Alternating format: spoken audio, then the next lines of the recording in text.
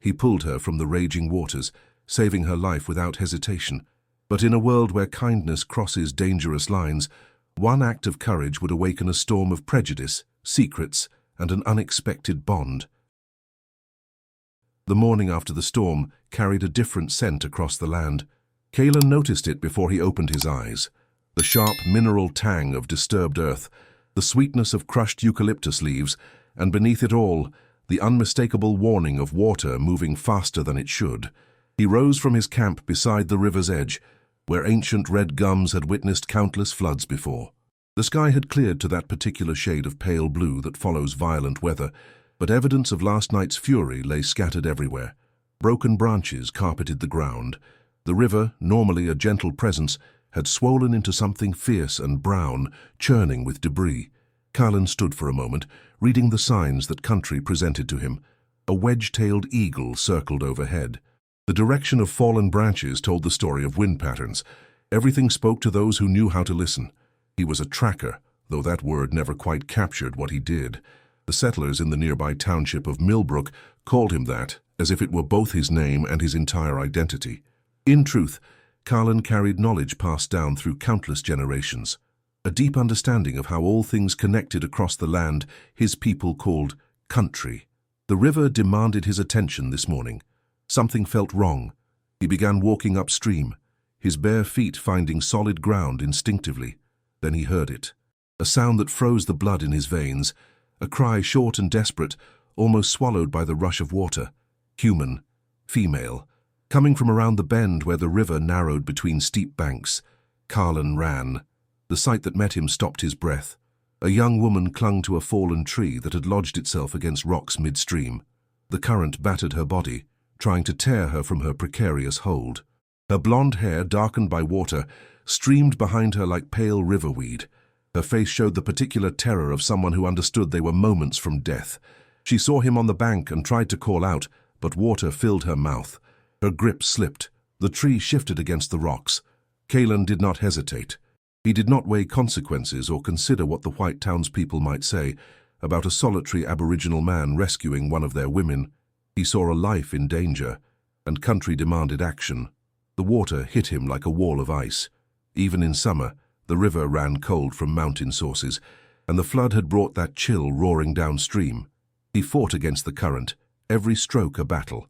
The water wanted to pull him under, to spin him sideways, to dash him against the same rocks that threatened the woman. His ancestors had swum this river since the dreaming.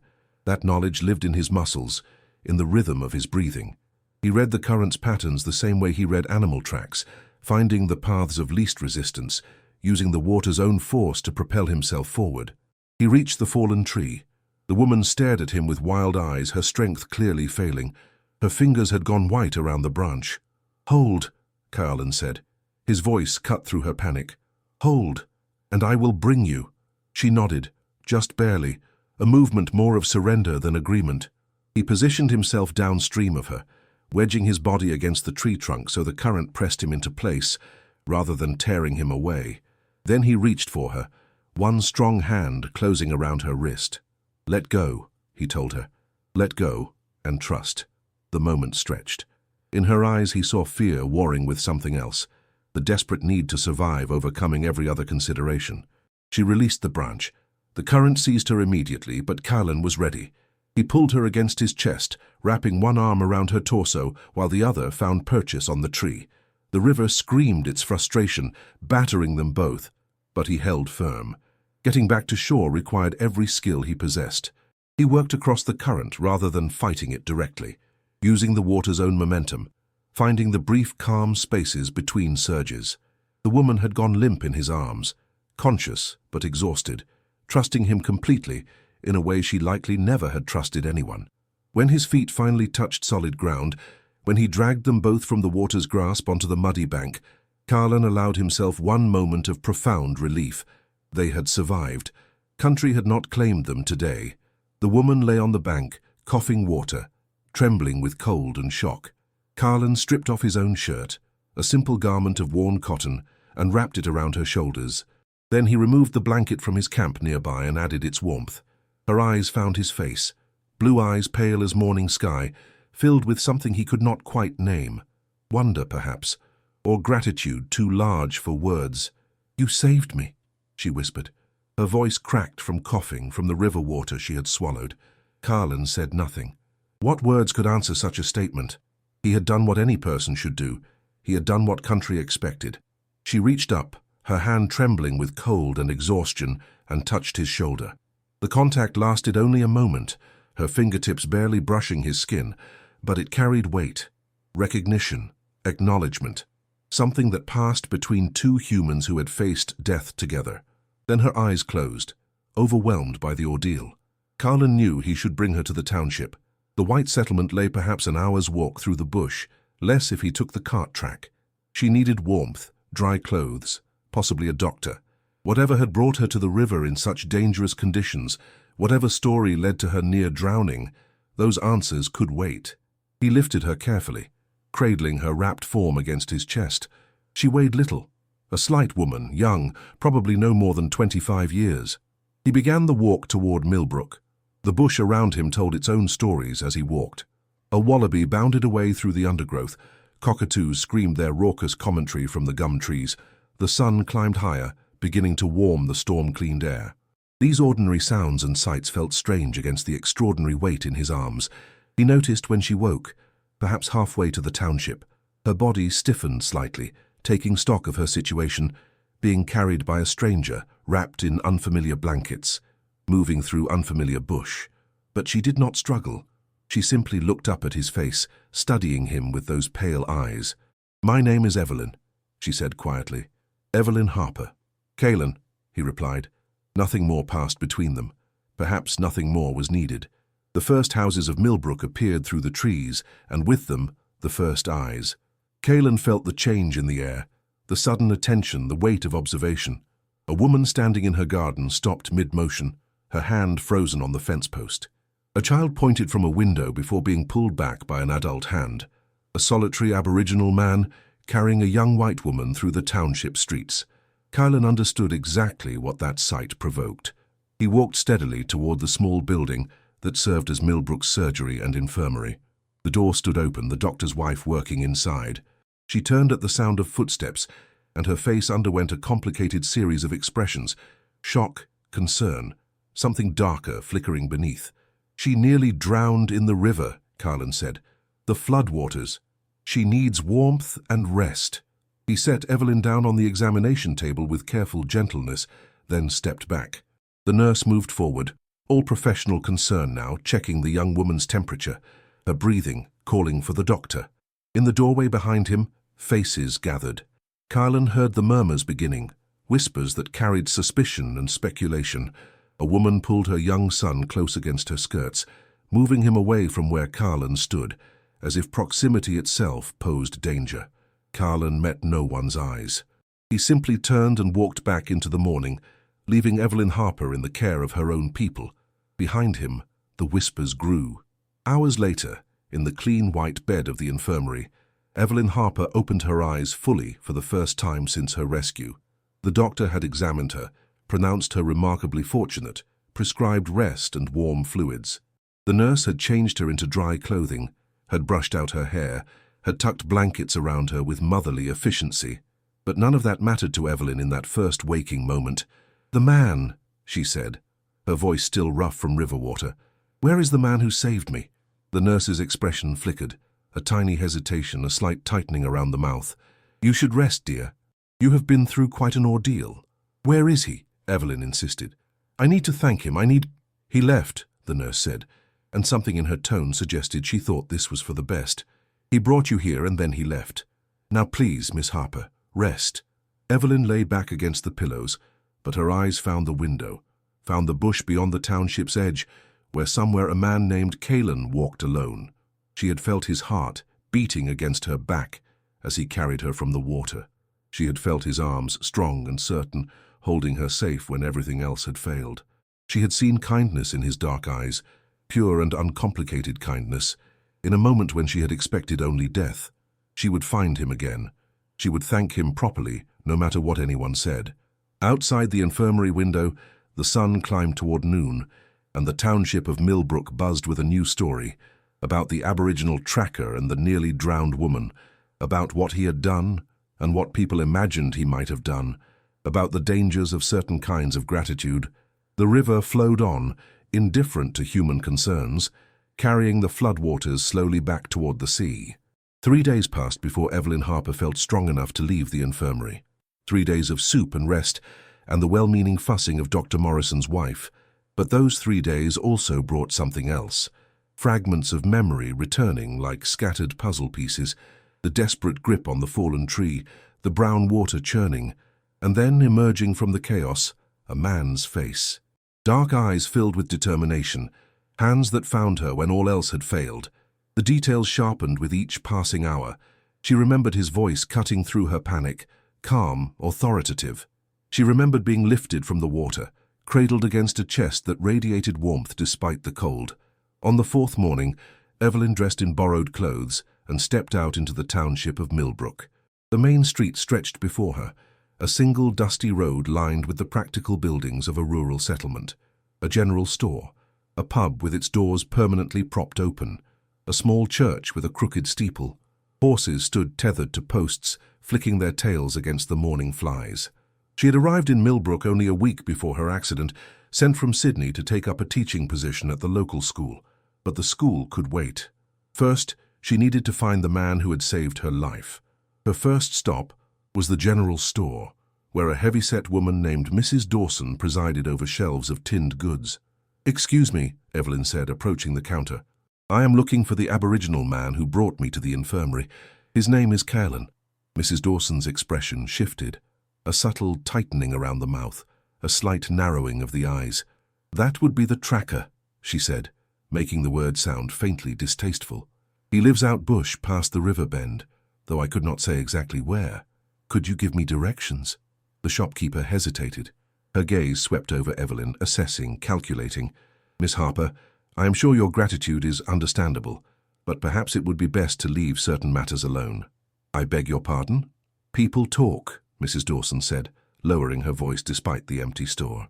"A young woman new to town seeking out—" She paused, choosing her words with care. "Best not to give them anything to talk about if you understand my meaning." Evelyn felt heat rise to her cheeks. "The man saved my life. I merely wish to thank him." "Of course you do, dear. Of course." But something in the shopkeeper's tone suggested she did not believe it for a moment. Evelyn left the store with directions that were deliberately vague, and a growing awareness that Millbrook harbored attitudes she had not anticipated. Sydney was not without its prejudices, certainly, but this felt different, more entrenched, more casual in its assumptions. She tried 2 more establishments with similar results. At the pub, a weathered farmer told her straight, "Best not to get involved with those people, miss. They have their ways, we have ours." At the blacksmith's shop, she received only a grunt and a shake of the head. Finally, an elderly woman tending roses outside the church offered something useful. "The Aboriginal camp is perhaps 2 miles east, following the river. You will know it by the smoke from their fires." She paused, her wrinkled face considering. "Caelan is a good man. He has helped many people in this district, whether they acknowledge it or not." It was the first kind word anyone had spoken about him. The walk took longer than expected. The storm had left the paths treacherous, and Evelyn found herself detouring around fallen trees and flooded gullies. But the morning was fine, the air clean and sharp after the rain, and despite her recent ordeal she felt stronger with each step. The camp appeared through the trees, much as the old woman had described. A small cluster of bark shelters arranged near the riverbank, smoke rising from a central fire. Evelyn paused at the edge of the clearing, suddenly uncertain. She was intruding on someone else's space, uninvited, unknown. A woman emerged from one of the shelters, her grey hair pulled back from a face lined with years and wisdom. She stood watching Evelyn with an expression that was neither welcoming nor hostile, simply attentive, waiting. "Good morning," Evelyn said, stepping forward. "My name is Evelyn Harper. I am looking for Caelan." The woman studied her for a long moment. "You are the one from the river." "Yes." Something shifted in the elder woman's face, a softening, perhaps, or simply recognition. "Caelan spoke of you. He wondered if you had recovered." "He did?" The thought touched something in Evelyn's chest. He had thought of her. "I am Mary," the woman said, "his mother's sister. Come, sit by the fire." Evelyn found herself welcomed into a circle she had not expected to enter. Other faces emerged from the shelters, Children who stared with frank curiosity, women who nodded acknowledgement, men who assessed her with careful eyes. She was aware of being watched, measured but not unkindly. Miri brought her tea, not English tea, but something brewed from native leaves, bitter and warming. "Kaylan is not here," Miri explained, settling across from her. "He walks country this morning, reading what the flood has changed. Will he return soon, when country releases him?" Miri's eyes held ancient knowledge. "You wish to thank him?" "Yes. He saved my life. Without him the river would have taken you." Miri nodded slowly. "But Kaylan does not seek thanks. He did what country expected, what his spirit demanded." Evelyn struggled to find words. The concepts felt unfamiliar. Country as a living thing with expectations, actions determined by spiritual necessity rather than personal choice. Yet something in Miri's calm certainty made her want to understand. "Country is not just land," Miri continued, reading her confusion. "Country is everything. The river, the trees, the stones, the sky. It is our ancestors, our law, our responsibility. When country shows you a life in danger, you do not choose to help. You simply help. It is what you are." They talked until the sun climbed high and the shadows shortened. Miri told her about the seasons, about the dreaming stories that explained the world, about the obligations that bound people to place. Evelyn listened, fascinated, aware that she was receiving something precious, knowledge not readily shared with outsiders. She was still listening when Kaylan appeared at the edge of the camp. He looked different in this setting, more comfortable, more complete. Among his people in his own country, the cautious restraint she had sensed when he carried her to town had fallen away. He stood taller, moved with easier grace. Their eyes met across the fire. "Miss Harper." His voice held surprise but not displeasure. "Mr. Kaylan." She rose, suddenly awkward. "I came to thank you for what you did. You did not need to come so far for that." "I think I did." For a moment something passed between them, recognition perhaps of the bond created when one person holds another's life in their hands. Then Kaylan looked away, breaking the connection. "You should return before dark," he said. "The paths are difficult after the flood. Will you walk with me? Part of the way at least?" Evelyn heard herself asking. "I would like to understand more. About country, about—" She faltered, uncertain what she was really asking for. Kaylan glanced at Miri, who gave an almost imperceptible nod. "I will walk with you," he said. They left the camp together, following the river path back toward Millbrook. At first they walked in silence, but gradually conversation emerged. Evelyn asking questions, Kaylan answering with quiet thoughtfulness. He told her about the flood patterns, about where the water would recede and where it would linger. He pointed out plants and their uses. He shared small pieces of knowledge like gifts offered carefully. By the time the township appeared through the trees, something had shifted between them. Not friendship exactly, the distance was still too great for that, but something gentler than acquaintance. Understanding, perhaps, or the beginning of it. At the edge of town they stopped. Kaylan would go no further, and Evelyn understood without asking that this boundary existed for reasons she could not fully comprehend. "Thank you," she said again, "for the walk, for answering my questions." "Saving someone is simply what country expects," he said, echoing his aunt's words. "Understanding is harder. It requires wanting to see." "Then I want to see," Evelyn replied. Something flickered in his dark eyes, surprise possibly, or hope carefully controlled. "Perhaps," he said, "in time." He turned and walked back into the bush, disappearing between the eucalypts as if he had never been there at all. Evelyn walked into Millbrook alone, aware of eyes following her from windows and doorways. A group of men outside the pub fell silent as she passed. A woman gathering washing paused, watching, her face tight with disapproval. The whispers would start tonight, Evelyn knew. They would spread through the township like the floodwaters had spread across the land, carrying speculation, suspicion, judgment. A new schoolteacher barely arrived, already seeking out the Aboriginal camp, already spending hours with that tracker, already returning at dusk with secrets in her eyes. But walking toward her boarding house in the golden afternoon light, Evelyn found she did not care what they whispered. She had glimpsed something real today, a different way of seeing the world, a different understanding of obligation and connection. She had seen Kaylan among his own people, had watched his reserve melt into belonging, and she had learned that the man who saved her life did not consider himself a hero. He considered himself simply someone who had done what country expected. Tomorrow, she would begin teaching. She would stand before the children of Millbrook and try to open their minds to literature, arithmetic, and history. But today had opened her own mind to something larger, a history that predated everything she knew, written in the land itself. The whispers could wait. Understanding could not. The schoolhouse stood quiet in the early morning light, dust motes dancing through windows that needed cleaning. Evelyn arrived before her students each day, preparing lessons, arranging desks, allowing herself time to breathe before the chaos of children descended. 2 weeks had passed since her near drowning, 2 weeks since her visit to the Aboriginal camp, 2 weeks during which the whispers had grown louder, more persistent, harder to ignore. This morning, as she wrote arithmetic problems on the blackboard, one of her students, a boy of perhaps 10 named Thomas, raised his hand before the lesson even began. "Miss Harper, my mum says black people cannot be trusted. Is that true?" The chalk froze against the slate. Evelyn turned slowly, finding 23 pairs of eyes watching her with varying degrees of curiosity and something that looked troublingly like expectation. "Why do you ask, Thomas?" "Because my mum says you went to their camp. She says you should know better, being a teacher and all." Evelyn set down the chalk and walked to the front of her desk. The words required care. She was teaching more than arithmetic in this moment. "Your mother is entitled to her opinions, Thomas, but I will tell you what I know to be true. A man saved my life at great risk to his own.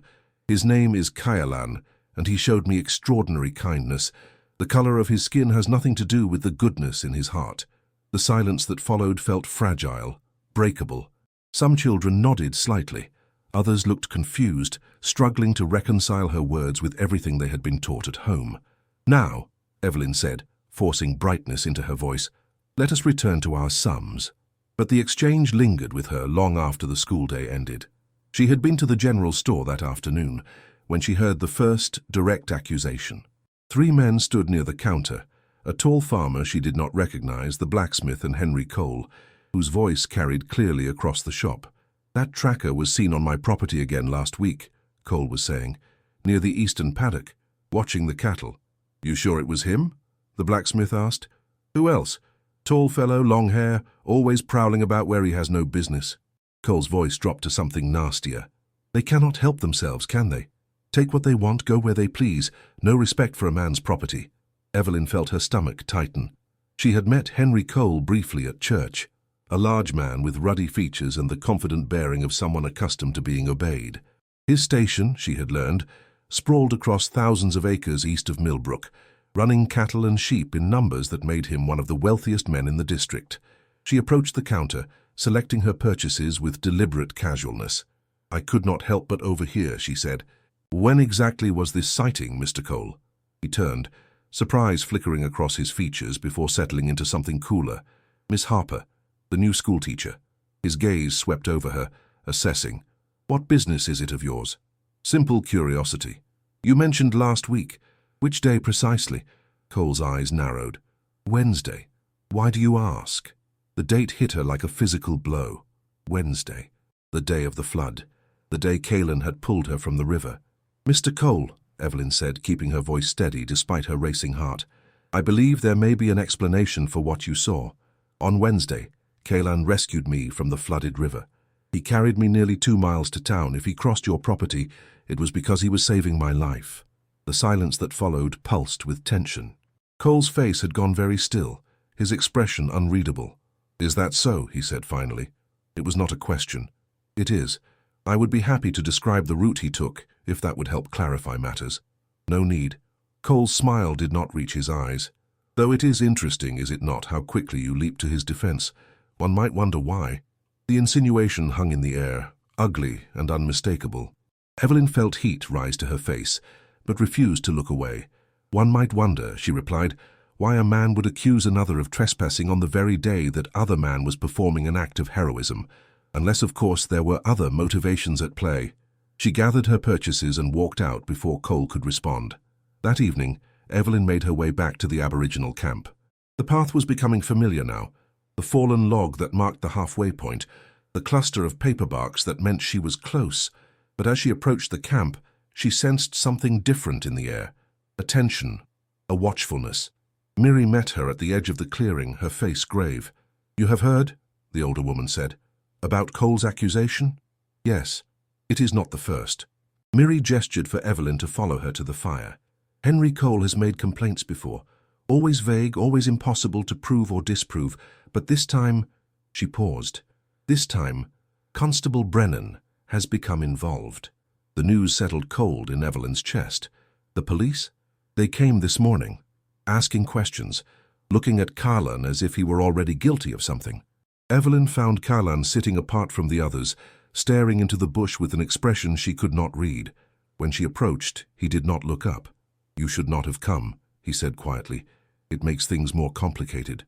I came because I have information that might help. The day Cole claims you were on his property, that was the day you saved me. I can testify to that." "Can you?" Now he did look at her, and his eyes held something that might have been sadness. "A white woman defending a black man. You think that will help? It will only make them more suspicious. Of both of us. I do not care what they think. You should care." His voice was gentle but firm. "This is not your fight, Miss Harper. You do not understand what happens when men like Cole decide they want something."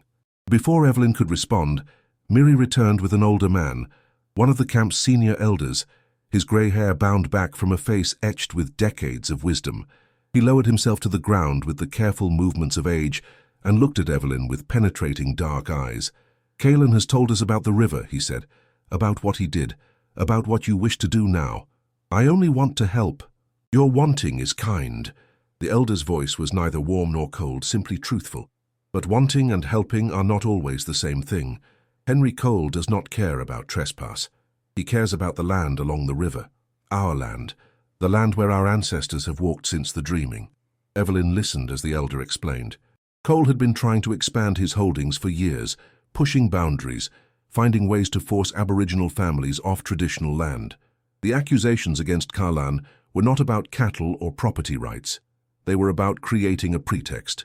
Give a black man enough trouble with the law, and eventually he goes away. And when he goes, his people go with him.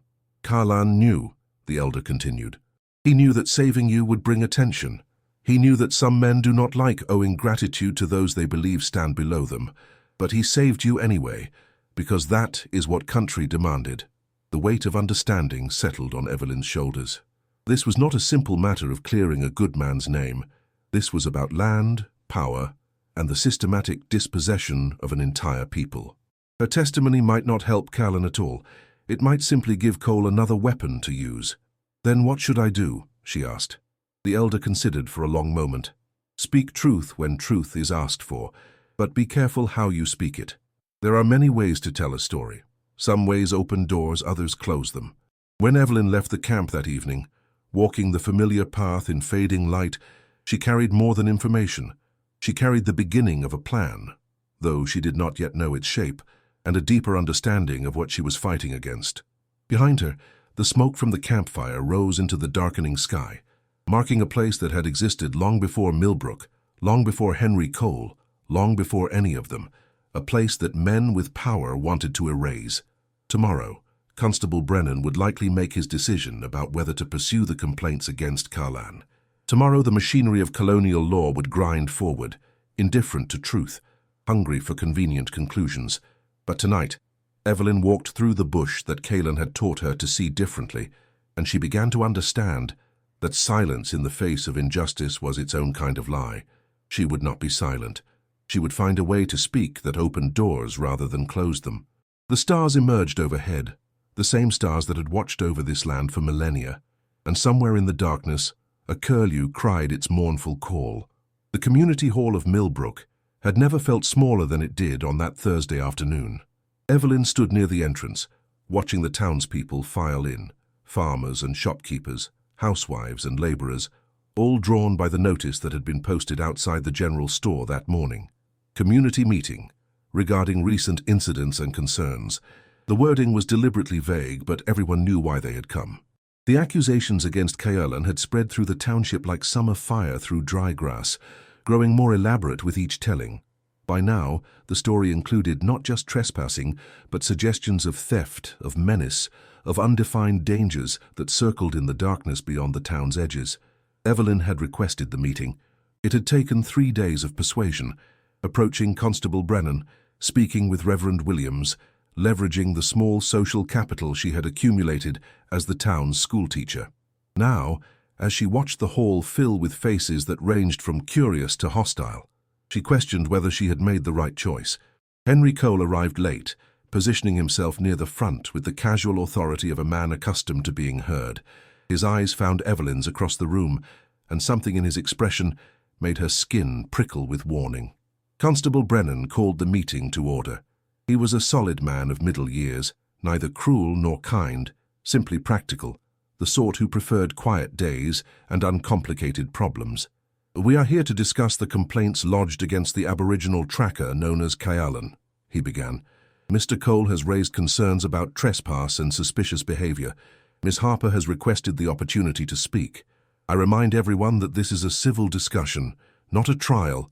Cole rose first, his voice carrying easily through the hall. "The facts are simple. I have seen this man on my property multiple times. He watches my cattle. He appears in places where he has no business being. Whether he means harm or not." He spread his hands. "How can we know? How can any of us feel safe when someone prowls about in the night?" Murmurs of agreement rippled through the room. Evelyn watched the faces around her. Fear feeding on fear, suspicion confirming itself through repetition. "I have tried to be patient," Cole continued. "I understand these people have their ways, but there must be limits, there must be boundaries.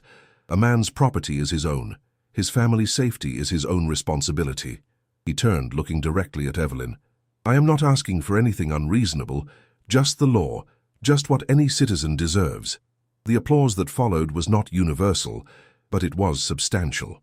Evelyn stood, her heart hammered against her ribs, but she kept her voice steady. "Thank you, Mr. Cole. I am sure your concerns are sincere." She paused, letting the words settle.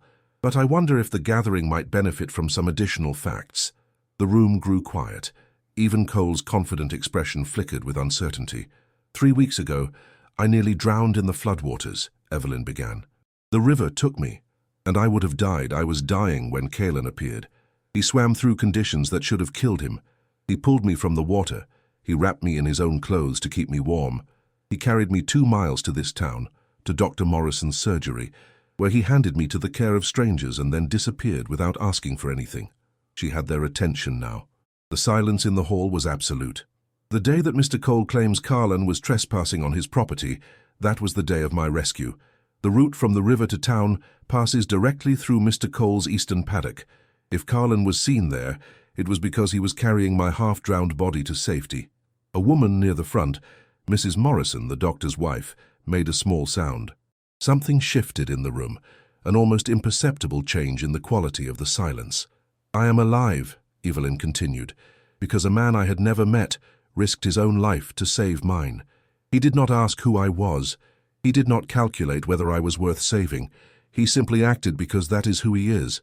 Henry Cole rose again, his face flushed. "A touching story. But how do we know it is true? How do we know this woman, new to town, unfamiliar with local matters, has not been deceived? Or worse, choose your next words carefully, Mr. Cole." The voice came from Dr. Morrison, standing near the back. His tone carried quiet authority. "I examined Miss Harper the day she was brought in. Her condition was consistent with near drowning and extended exposure. The Aboriginal man's story matches the physical evidence exactly, unless you are suggesting that Miss Harper and I are both liars." Cole's mouth worked, but no sound emerged. Evelyn pressed forward. "I have spoken with others in the district. Kyalan has worked as a tracker for this community for years. He has found lost children. He has located missing livestock. He has done what was asked of him time and again, without complaint, without recognition." She turned to face the room fully. "Ask yourselves, what has he ever taken from any of you? What crime has he actually committed?" The silence stretched. People shifted uncomfortably in their seats, avoiding each other's eyes. "There is something else," Evelyn said, her voice dropping lower. "I have learned that Mr. Cole has been interested in acquiring the land along the river for some time, land where Aboriginal families have lived for generations, land that would expand his holdings considerably." She paused.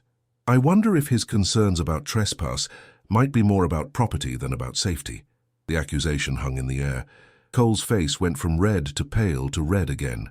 "I have no right," he began. "I have every right." Evelyn's voice cut through his protest. "I am a citizen of this community. I am alive because of a man you want to brand as a criminal.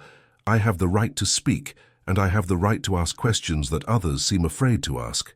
Movement at the back of the hall drew everyone's attention. Caelan had entered, led by Constable Brennan. He walked with quiet dignity, his face betraying nothing, though Evelyn could only imagine what it cost him to stand before these people who had already judged him. "Mr. Caelan," the constable said, "Miss Harper has made certain claims. Do you wish to respond?"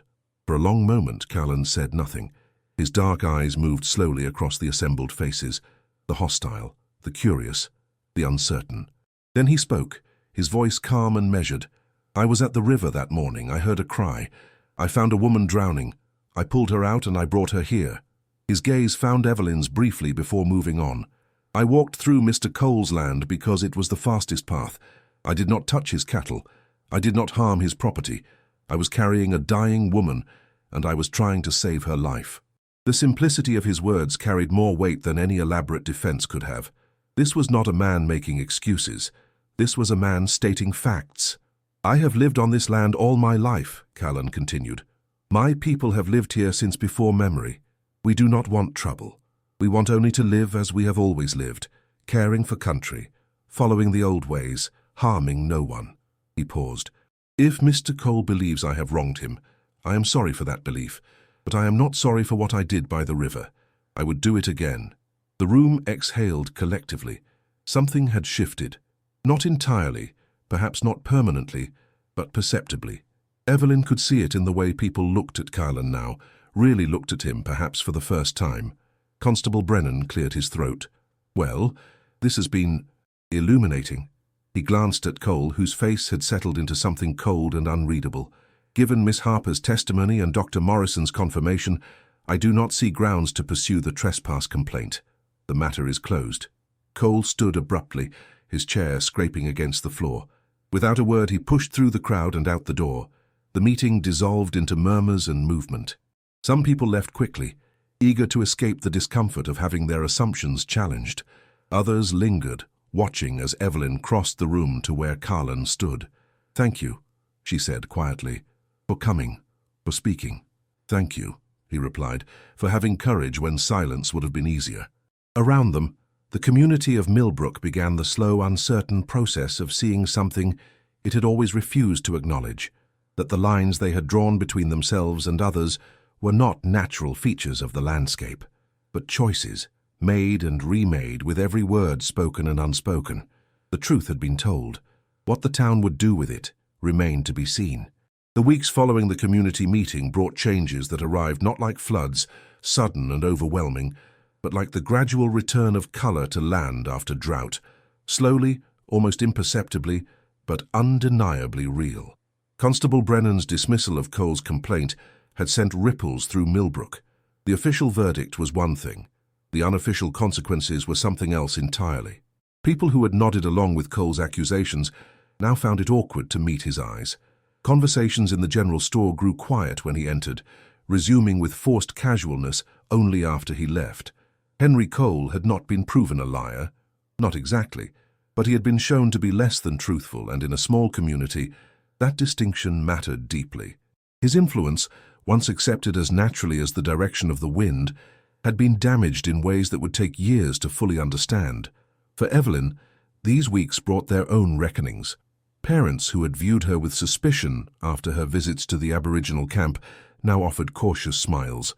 Children at school asked different questions, not about whether Aboriginal people could be trusted, but about the dreaming, about country, about the things she had learned during her conversations with Miri and the elders.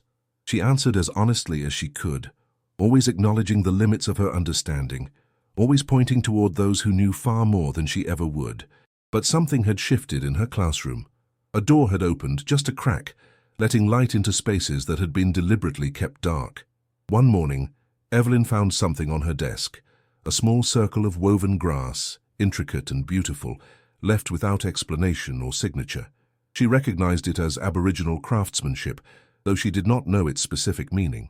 She kept it in her pocket, touching it sometimes during the day, reminded that kindness could take many forms. The invitation came through Miri, delivered one evening at the edge of the bush where Evelyn often walked. "The elders wish you to come to the camp," the older woman said, "not as a visitor, as someone who has earned a place at the fire." Evelyn understood the significance of such an invitation. It was not offered lightly, not to outsiders who had done nothing more than show basic decency. Something more was being recognized, some quality the elders had seen in her, some potential for bridge building that they considered worth cultivating. She went. The camp had changed since her first visit, or perhaps she had changed and saw it differently now. Where she had once noticed the simplicity of the bark shelters, she now appreciated their elegant adaptation to country. Where she had once felt like an intruder, she now felt like a guest, welcomed, though still learning the proper courtesies. Carlin was there, though he stood apart as he often did, watching rather than participating. Their interactions had been limited since the community meeting, careful, respectful, bounded by unspoken understanding. He had saved her life, and she had spoken for him when speaking was dangerous. The debt between them had balanced somehow, leaving them free to determine what, if anything, would come next. The senior elder, the same grey-haired man who had explained Cole's motivations, gestured for Evelyn to sit near the fire. The flames cast dancing shadows across faces that had seen much change in their lifetimes, that would see much more before they joined their ancestors. "You spoke truth when lies would have been safer," the elder said. "You defended one of us when your own people wanted silence." "Why?" Evelyn considered the question carefully. "Because he saved my life. Because the accusations were false. Because—" She paused, searching for words that would capture something larger. "Because the truth should not require courage. It should simply be what people say." The elder nodded slowly. "In the dreaming, the first ancestors walked this land and named everything they encountered. Rivers, mountains, animals, plants. By naming, they made things real. Truth is like that. When we speak it, we make it real. When we stay silent, we unmake it." The fire crackled. Somewhere in the darkness, a night bird called. "There is something else," the elder continued. "Something we wish you to understand." He gestured toward the river, barely visible through the trees. "That water where you almost died. Our people have stories about that place, stories older than memory. It is a place where worlds meet, where the boundary between now and the dreaming grows thin." "I do not understand," Evelyn admitted. "You do not need to understand, not yet, but know this. What happened to you at that river was not only drowning and rescue, it was something more. Country saw you that day. Country chose to keep you." The word settled into Evelyn's consciousness, strange and somehow right. She thought of the moment when consciousness had faded, when the water had filled her lungs, when everything had gone dark and peaceful, and then the hands, pulling her back into light and pain and life. "What does that mean?" she asked. "What does country expect from me now?" The elder smiled, a rare expression that transformed his weathered face. "Country expects nothing. Country gives. What you do with those gifts is your choice." He looked toward where Kaelin stood at the edge of the firelight. "Both of you now carry something that was created in that river. What it becomes depends on how you tend it." Later, walking back toward town through the bush, Evelyn found Kaelin beside her without quite knowing when he had joined her. "The elder speaks in riddles," she said. "He speaks in truths that are too large for ordinary words." They walked in silence for a time, following the path that had become familiar to them both. The stars overhead were brilliant, the same stars that had watched over this land since the beginning of time. "What will you do now?" Kaelin asked eventually. "Teach. Learn. Try to understand things I was raised to ignore." She glanced at him. "And you? Walk country. Listen to what it tells me. Continue the work my ancestors began. Will our paths cross again?" He was quiet for a long moment. "In a small place like this, paths cross whether we wish them to or not.